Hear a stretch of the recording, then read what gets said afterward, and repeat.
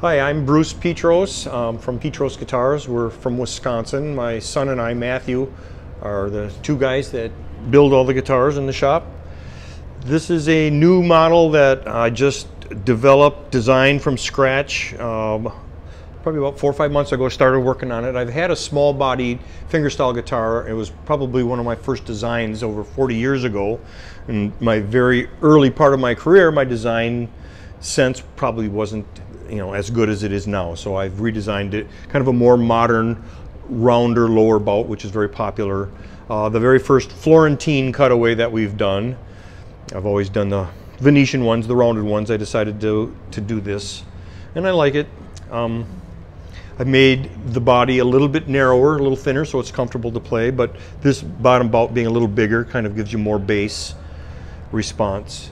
This is, I'm calling it the Florentine fingerstyle. Florentine fingerstyle. Yeah.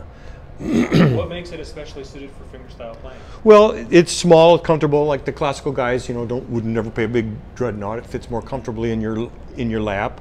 Of course, any guitar body size I make, you endeavor to make it sound even. You don't want it to be too boomy or too trebly. The same with this, but there seem to be people that prefer a smaller body guitar.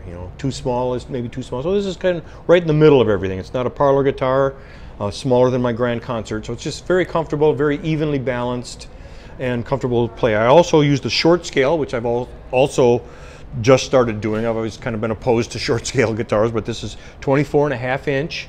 So I could make the top a lot looser. I actually changed the bracing, something a little more radical than I've done before. It's still symmetrical. I'm still a big advocate of symmetrical bracing.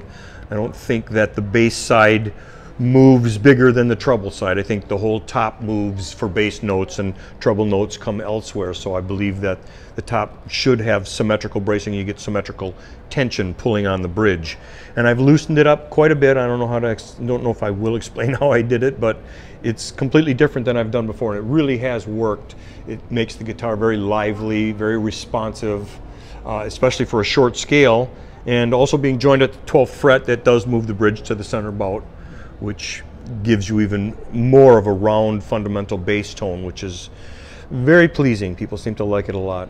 And for the design work, I use my purfling called Perflex, something I have a patent on, where we have flexible purfling. It's maple that you have to backfill then with epoxy, black epoxy.